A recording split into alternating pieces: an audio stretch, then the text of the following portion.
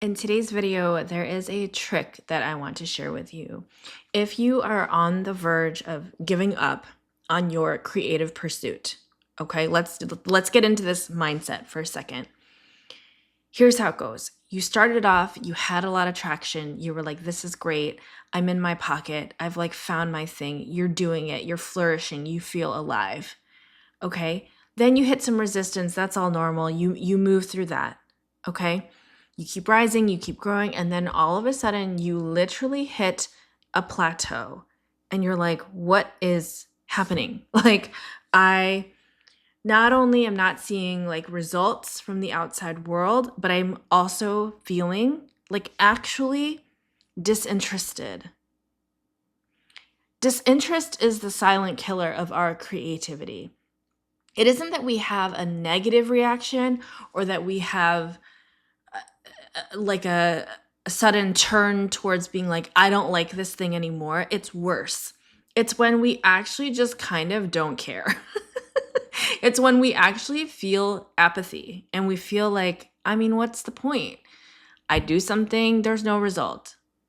I don't do something, there's still no result. So I'm just actually, it's like you're kind of falling out of infatuation with your own creativity, with your own ideas. You're just sort of like you kind of have the ick with yourself.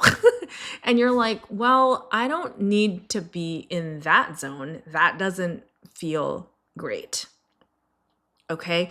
So if you're in this moment, know that you are not alone. I believe that this is yet another part of the creative process.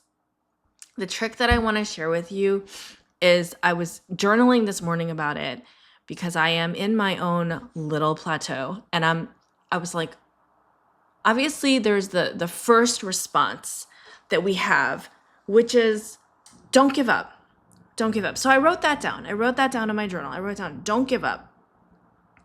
But it rang empty. It felt hollow. It felt like don't give up I had a million responses to that. I had a million reasons why that was actually not a great strategy. My brain was just like, don't give up. What do you mean don't give up? I am going to give up because this is not an effective use of our energy. We're pouring so much into this, but we're not getting anything in return. So just mathematically, right, your brain goes to an analytical place and it's like, no, this isn't like giving up. This is just about you being like productive, you being like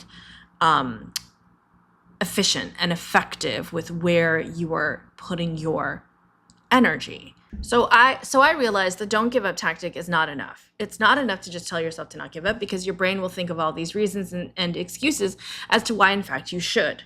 Okay, so I decided to dig just a little bit deeper and I decided to think about how does it feel? Tell me about the pain. Tell me about the pain of trying so hard on something and not getting the results that you wanted. And so I wrote down in my journal, it feels futile. It feels like there's no point. And this is where it takes a turn for the personal, right? You start to say, maybe I just don't honestly have what it takes. And maybe I need more preparation. Maybe I need more time. Maybe I need more training. Maybe I just bit off more than I can chew. Maybe I'm not meant to be doing this. Then I tried another tactic, which was, well, remind yourself how far you have come, right? Remind yourself of the battles that you have fought and won. Remind yourself of who you used to be and how you overcame that or how you evolved, how you improved on yourself. Remind yourself of the progress you've made. Again, though, my brain loves to play tricks and was like, yeah, but, that's just not even good enough, or like, that's not interesting enough, or yeah, maybe we're done. Maybe we're done evolving. Maybe that was good. Like, maybe that's okay. All right. And it wasn't until I did this final thing that I actually felt my posture stiffen a little bit and it actually made sense.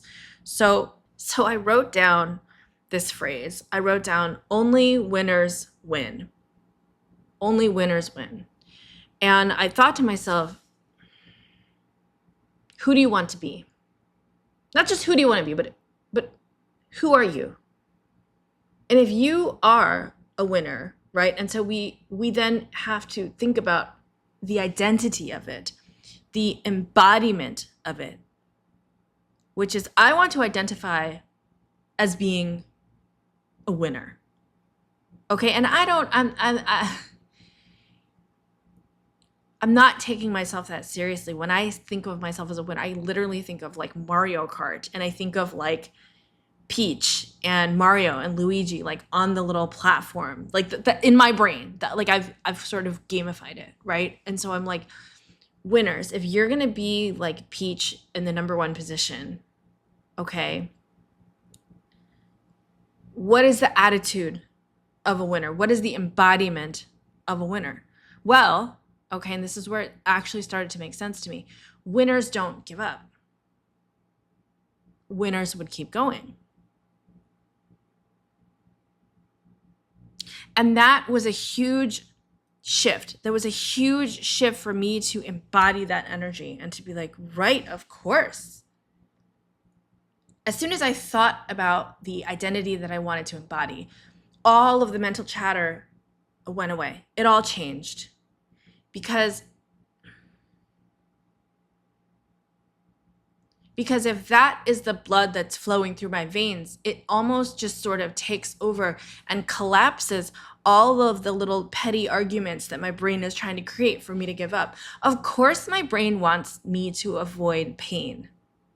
Of course it does. Of course it doesn't want me to keep banging my head against the wall, trying to do the same thing over and over with like very little results. It wants rewards. It wants sugar. It wants excitement. It wants novelty. It wants things to be easy and also to be celebrated. It doesn't want repetition and boredom and hard. It wants easy. And sure, you can choose that once in a while.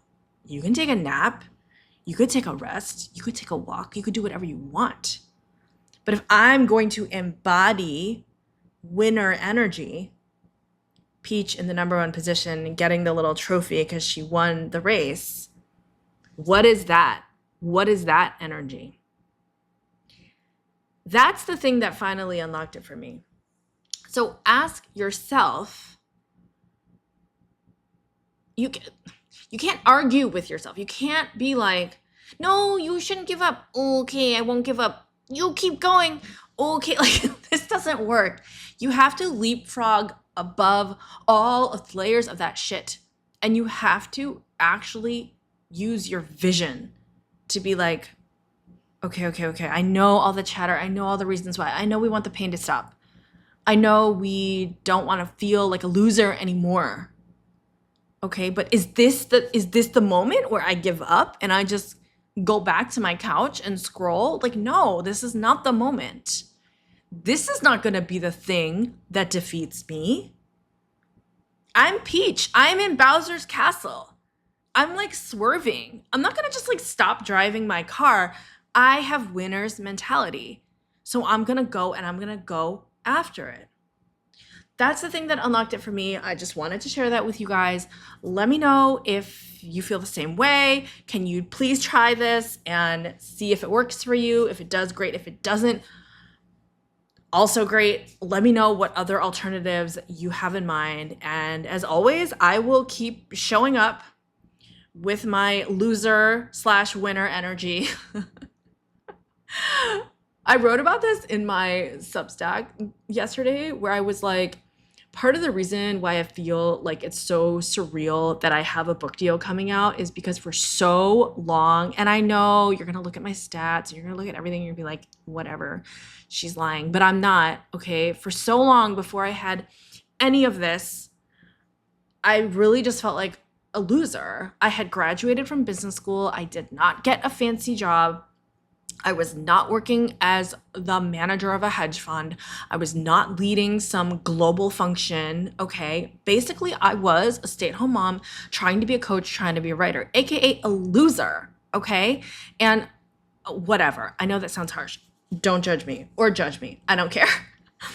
But I struggled so hard. And the reason that it feels so surreal to me is I think that the way that I was able to turn my like just quiet, humble existence into having a YouTube channel and having a TikTok and all of this was because I had to match the energy.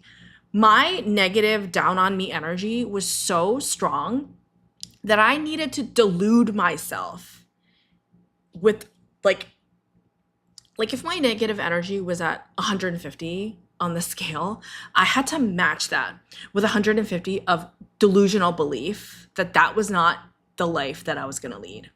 And it was like through that leapfrog, through that like reverse catapult that I was able to do it because I had just had enough and I was like, no, like I was just like, I don't accept this. This is not like how my life is going to be. I did not spend this much money and take this much time to basically just stay at home and do nothing. Like, I know I'm a good coach. Nobody knows I exist, but I can do this. And it was like, because I had such negative voices in my head, it's because of that I had walked the dark night of the soul and I had taken that energy and used that to become the healer. So like you hear me now and I'm so positive and I'm always like, you can do it. You can do it. That's like that's how strong my internal voice has to be.